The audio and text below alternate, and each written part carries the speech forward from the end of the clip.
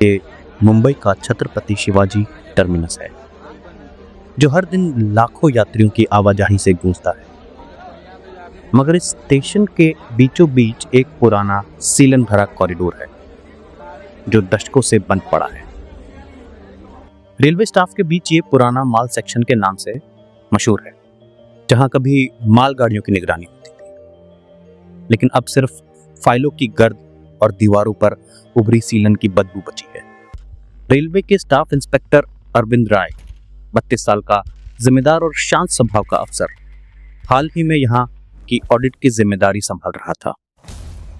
मंत्रालय ने आदेश दिया था कि स्टेशन की सभी पुरानी हिस्सों का निरीक्षण कर रिपोर्ट तैयार की जाए,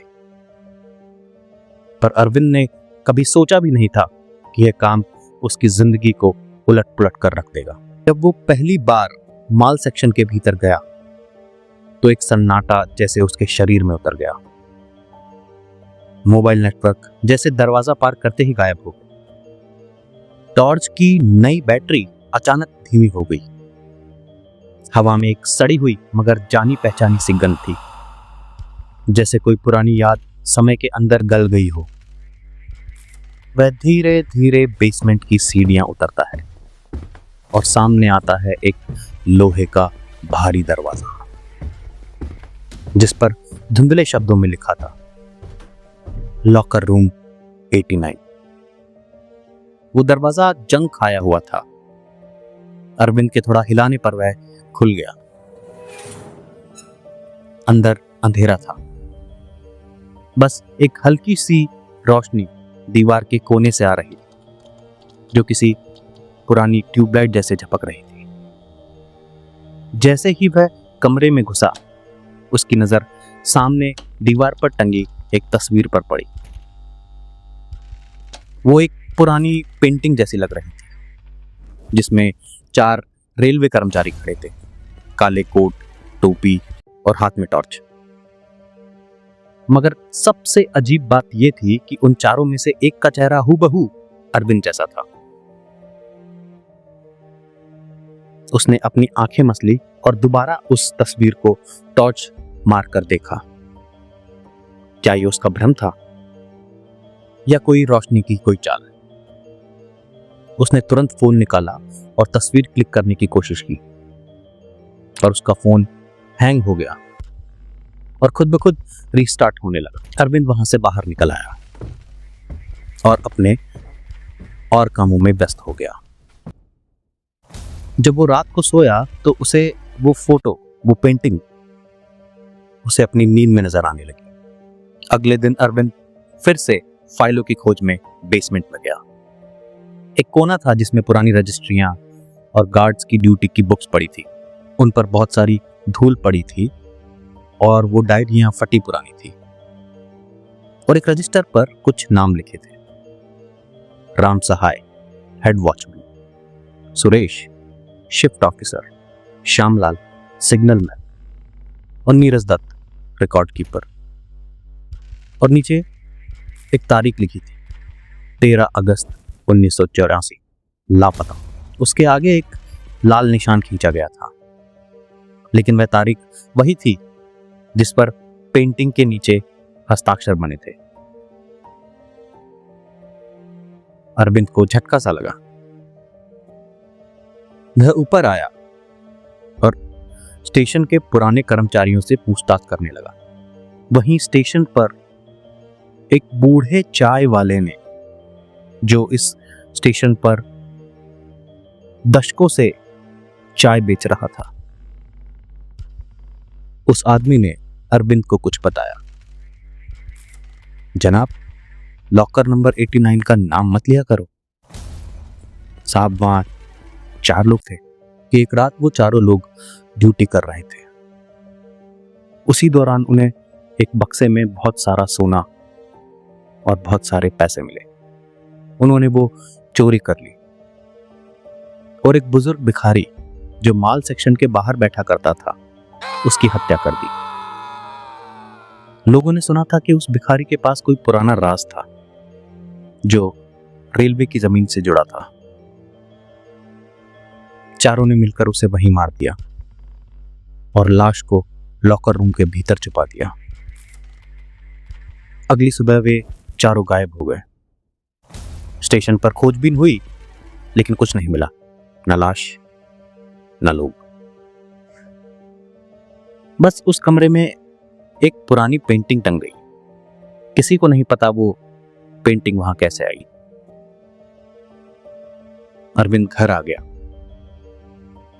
लेकिन अब उसकी रातें बदलने लगी थी। उसके सपनों में बार बार लॉकर 89 आता। उसका दरवाजा धीरे धीरे खुलता और अंदर से चारों चेहरों की झलक मिलती। एक बार उसने सपने में देखा कि वह खुद उन चारों के साथ पेंटिंग में खड़ा है, स्थिर, बिना पलक झपकाए। ऑफिस में बैठे बैठे उसे कोई नाम लेकर पुकारता, कभी नीरज, कभी श्याम, और जब वो पीछे मुड़कर देखता तो वहां कोई नहीं होता। अरविंद धीरे धीरे अपना दिमाग खोने लगा था। एक रात उसने ठान लिया कि वह सारी रात लॉकर 89 में ही रहेगा।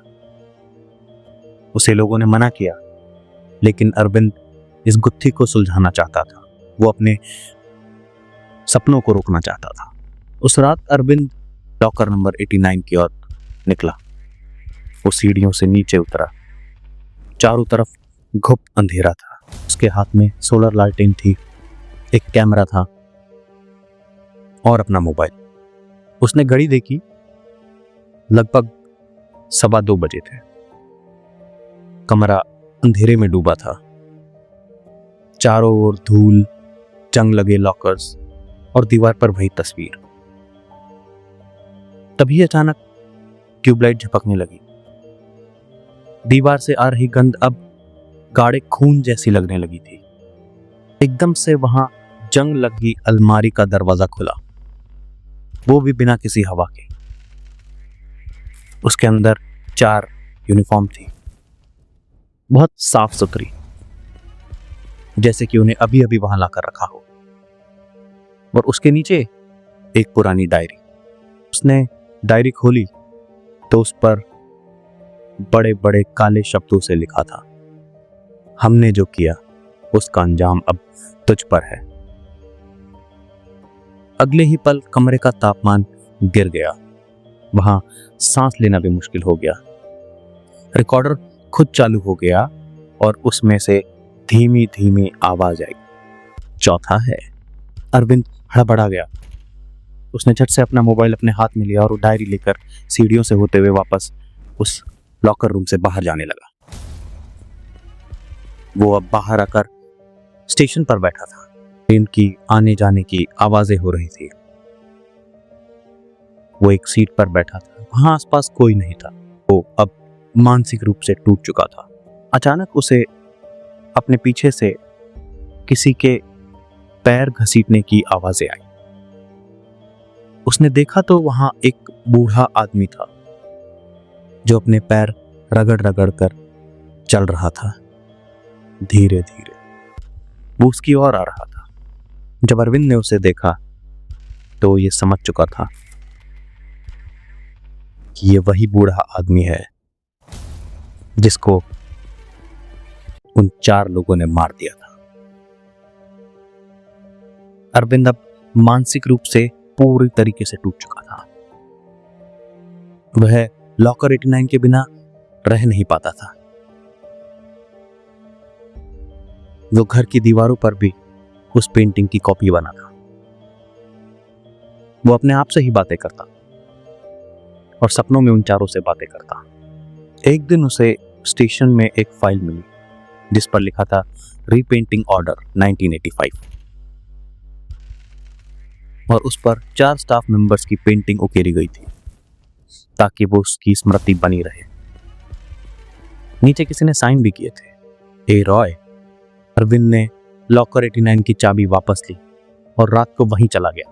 अगले दिन वह ड्यूटी नहीं आया।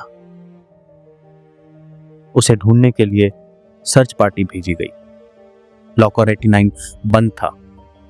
उस पर जंग लगा ताला लगा हुआ था। उसे तोड़ा गया। उसमें सिर्फ वो पेंटिंग ही थी। जिसमें अब 5 लोग खड़े थे। 5वां चेहरा अरविंद का था। आज भी वो पेंटिंग वहां है, धुंधली रोशनी में, सीलन की बदबू में, और हर गुजरते स्टेशन मास्टर की आंखों में एक सवाल छोड़ जाती है।